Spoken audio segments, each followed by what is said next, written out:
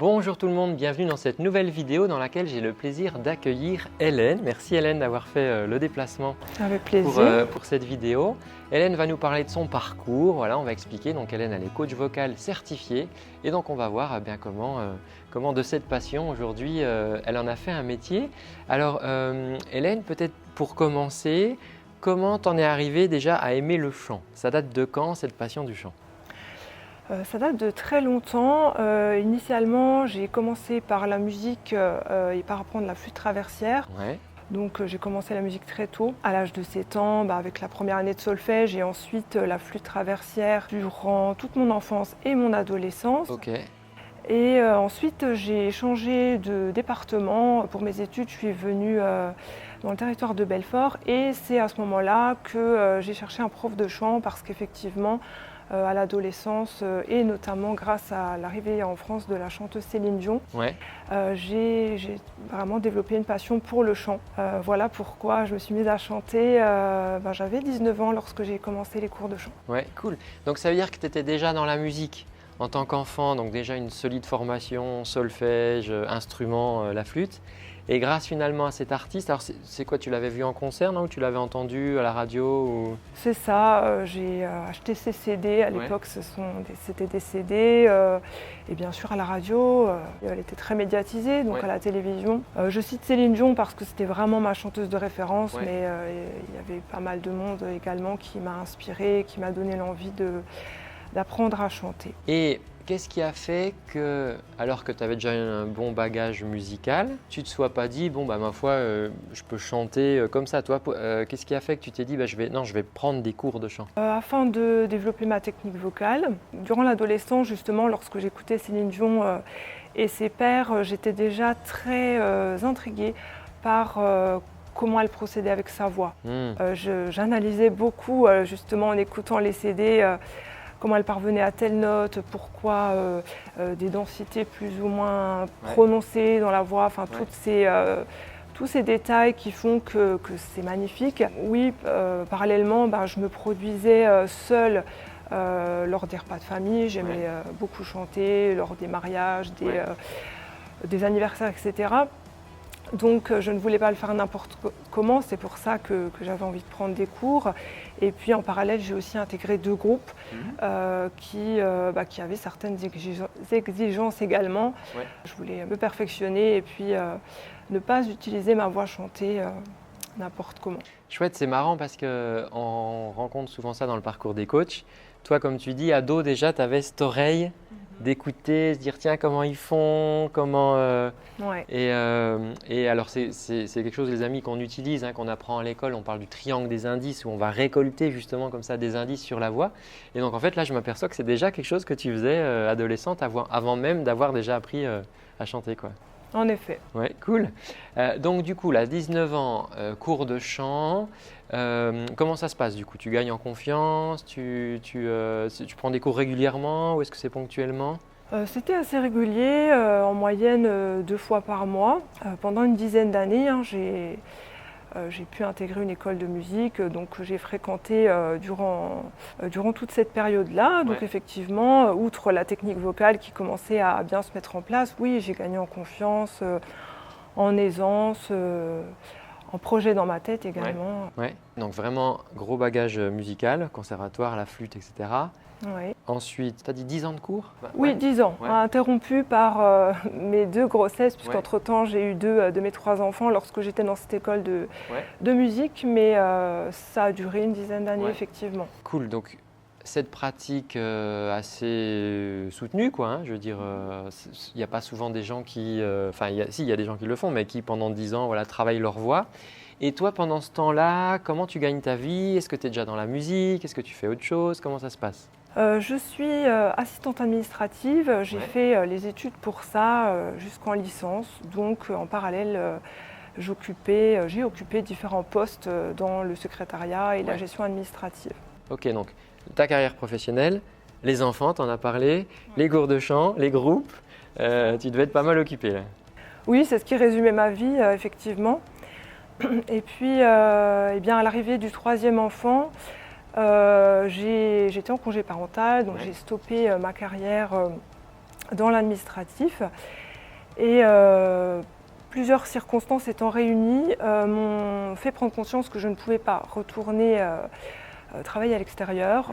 J'avais besoin de rester à la maison pour les enfants, pour ce rôle de maman qui était très prenant. Voilà, des choses également que je n'avais pas, des challenges que je n'avais pas prévus à la base qui faisaient que j'avais besoin de rester disponible pour eux.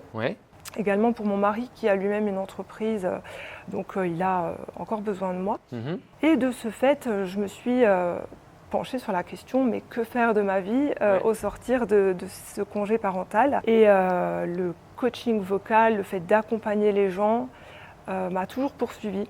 Même en tant que chanteuse et quand je fréquentais ces groupes, j'avais toujours cette envie et ce plaisir de donner des conseils, de permettre aux personnes de s'améliorer, de prendre confiance en elles. J'apprécie aussi beaucoup encourager, stimuler. Et c'est là que j'en suis venue à faire de ma passion un métier, donc le coaching vocal. Excellent, c'est souvent, comme on dit, c'est jamais par hasard. Mais là, ce que tu me dis, c'est qu'en tant que chanteuse, on te demandait déjà des conseils, t'aimais déjà prodiguer de l'aide aux gens. Avant même que ça soit vraiment ton métier, il y avait déjà ce truc-là. Et ça, c'est vraiment que c'est quelque chose qu'on retrouve souvent chez les coachs, cette envie d'aider, cette envie on voit une personne, tiens, tu pourrais faire comme ça, etc. Donc, donc tu avais déjà ce truc-là. Excellent. Donc, en effet, oui, coaching vocal, donc la possibilité pour toi de travailler depuis la maison. C'est ça. Donc, ça veut dire du coup que tu reçois les gens chez toi, c'est ça? Tu as un studio de coaching? Oui. Alors au départ, j'ai commencé dans mon salon puisque, comme je l'ai dit, je faisais surtout cette activité en parallèle de mon rôle de maman. Donc j'étais relativement limitée en créneau horaire. Et puisque les enfants ont grandi, que l'activité se passait bien, j'ai construit un local dédié à l'activité. Alors ça fait 5 ans que je suis auto-entrepreneur dans le domaine du coaching. Et ça fait 1 an que j'ai acquis ce local. Cool, donc ça veut dire que tu as un lieu dans lequel tu peux recevoir les chanteuses, les chanteurs. C'est équipé, enfin voilà, je l'ai vu un petit peu en photo, c'est chouette, tu as fait ça bien. Et donc du coup, alors à cette époque-là, tu as démarré. C'est quoi toi les challenges ou peut-être les difficultés que tu as rencontrées du coup en t'étant lancée en tant que coach vocal? Alors, disons, au niveau de l'activité proprement dite, je n'ai pas rencontré grande difficulté. Après, avant d'intégrer la Vocal Coach Factory, je me considérais surtout comme prof de technique vocale. Donc la technique vocale, j'ai pu l'acquérir et l'enrichir, notamment pour la transmettre au travers de différentes formations. En revanche, les techniques de coaching, je me suis aperçue, notamment pendant la formation de la Vocal Coach Factory, que je ne les connaissais pas jusqu'alors. Et donc voilà, je dirais que c'était surtout un manque dans les techniques de coaching et dans la pédagogie, la méthodologie dont j'ai pu bénéficier grâce à la VCF. Donc ça veut dire que tu étais déjà une bonne technicienne de la voix, comme tu dis. Mais il te manquait. Et toi, comment tu t'en es aperçu? Parce que finalement, tu aurais pu poursuivre comme ça en disant je connais bien les techniques vocales, ça me suffit. Ou toi, qu'est-ce qui a fait que tu t'es dit non, je voudrais finalement compléter cette formation? Lorsque j'ai acquis, comme j'étais en construction de ce fameux local, je me suis dit c'est le moment pour aller plus loin parce que ça faisait 2 ou 3 ans que j'hésitais à intégrer la Vocal Coach Factory, mais j'attendais le bon moment. Et ce moment est arrivé. Et puis, j'attendais une certification qui m'a permis de gagner en confiance, en légitimité, et c'est exactement ce que je recherchais. Ok. Et justement, par rapport à ces techniques de coaching, je ne sais pas si tu avais un ou deux exemples des choses maintenant peut-être que tu fais différemment avec un élève que tu aurais fait différemment avant, je ne sais pas. Oui, alors il y aurait plusieurs exemples. J'aime bien l'expression « c'est le jour et la nuit ».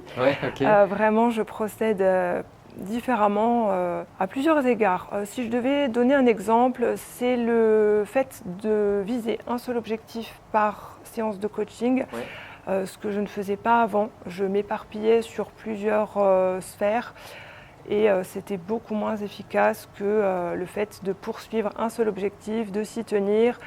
La personne repart avec quelque chose en plus à chaque fois. J'ai pu le vérifier et l'observer, et ça c'est extraordinaire. On avance bien plus vite et efficacement, donc c'est top.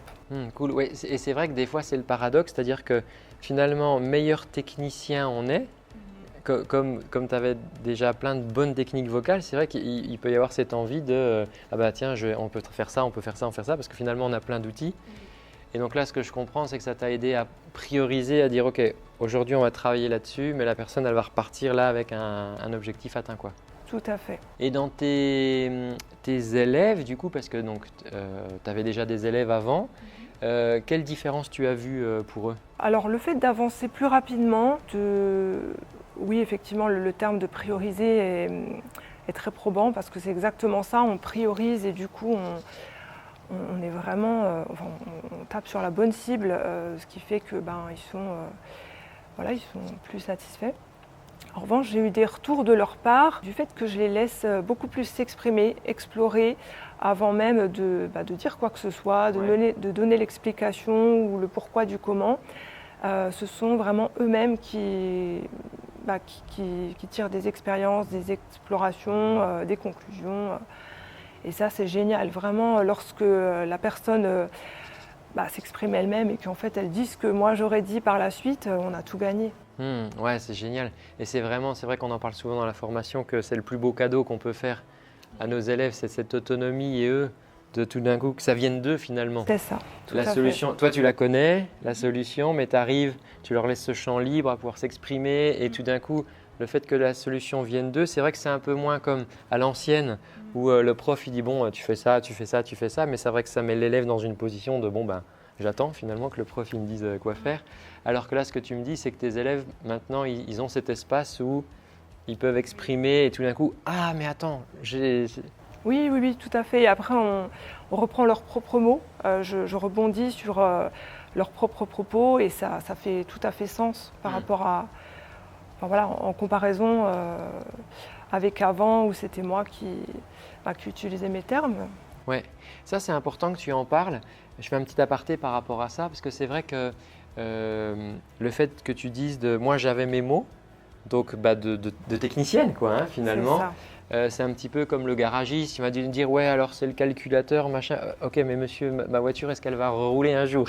Oui voilà. Et là parce que voilà je sais qu'il y a des approches qui sont très attachées aussi aux termes, aux mots etc. Et moi je prône plus ce truc de on va utiliser le langage de l'élève parce que comme ça on est sûr d'être compris. Et ça ouais toi tu as vu une différence du coup là-dedans? Complètement. Qui se sentent mieux compris du coup Oui. Ouais. Mieux compris, mieux pris en compte, mieux accompagnés.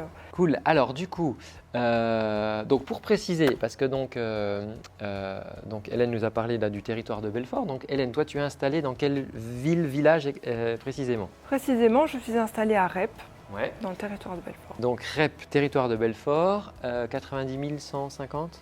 C'est ça. Oh. Donc tu reçois, tu as un studio de coaching où les gens peuvent venir du coup en présentiel pour être coachés. Tu travailles avec quel type de public? Adultes, enfants, chanteuses, chanteurs? Tout type de public, en tout cas tout âge. Je prends les enfants à partir de l'âge de 8 ans. Ok, âge de 8 ans. Donc cours individuel? Oui. Ok. Et est-ce qu'ils peuvent chanter au micro par exemple ou est-ce que pas du tout? Comment ça se passe? Oui. En général, on travaille une chanson de leur choix. Ils ont complètement donc la c'est liberté. Pas toi qui impose le programme? Non, jamais. Au niveau du choix de chanson, ils sont complètement libres. En général, on la travaille sur le nombre de séances adéquates. Ça peut aller de 4 à 6, 7 séances, à l'issue desquelles le coaché a la possibilité d'enregistrer donc avec un micro sono, tout l'équipement amplifié. Et moi, soit j'enregistre en audio, et pour ceux qui sont à l'aise, on enregistre également en vidéo. Donc cool. Ils repartent avec leur audio ou leur vidéo. On fait plusieurs prises, et puis voilà. Donc en fait, en parallèle de tout ce qui est technique vocale ou bien le coaching, ils étoffent leur répertoire au fur et à mesure. Et du coup, potentiellement, c'est des gens qui peuvent chanter sur scène, faire des animations, des choses comme ça? Oui. Après, chacun a ses objectifs différents. La plupart des gens sont effectivement intéressés par le fait de chanter en public. Ouais. Et pour certains, c'est un grand challenge, c'est la première fois. Donc j'ai aussi énormément de plaisir à les accompagner dans cette optique-là. Et donc on a déjà organisé 2 concerts avec les coachés volontaires pour cela. Ouais. Récemment, on a créé une association pour notamment organiser les futurs concerts. Pour structurer ça, d'accord. Voilà, exactement, pour structurer, encadrer les concerts entre autres, mais on organise également des ateliers en plus du coaching individuel. Cool, mais c'est une super plus-value parce que donc, les amis, si vous êtes du côté donc, du territoire de Belfort, du côté de Rep, donc c'est plutôt en campagne, Rep.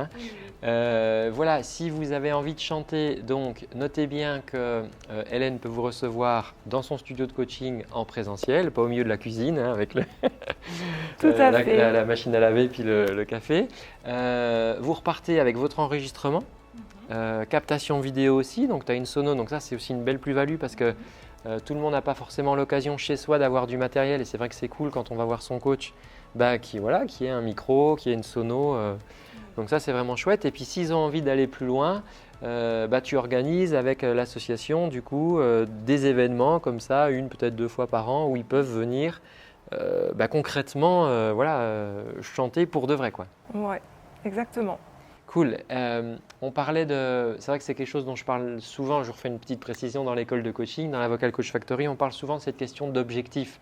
Je dis toujours aux coachs, c'est important de bien clarifier l'objectif avec nos coachés, de savoir pourquoi ils viennent, est-ce que c'est pour chanter dans leur salle de bain, est-ce qu'ils ont envie de plus. Et là, ce que je trouve chouette, c'est que tu leur proposes, pour ceux qui le souhaitent, de pouvoir monter sur scène, qui est un petit peu le Graal pour un chanteur.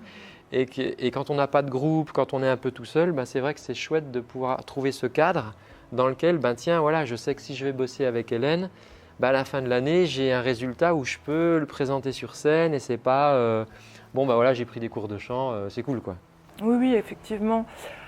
On essaye d'organiser au minimum 2 concerts par an. Donc là, le prochain, il est déjà fixé, il aura lieu le 11 octobre. Ouais. Et très probablement qu'on en fera un autre au printemps 2026. Donc admettons que quelqu'un s'engage… il peut bénéficier au moins de 2 concerts dans l'année. Cool. Hélène, j'ai une question pour toi. C'est quel est peut-être ton meilleur souvenir de coaching ou ta plus belle réussite là où tu te dis « Ah, ça c'est quand même un vrai métier ». Parce que c'est vrai que des fois les gens disent « Waouh, coach vocal, c'est pas un vrai métier ».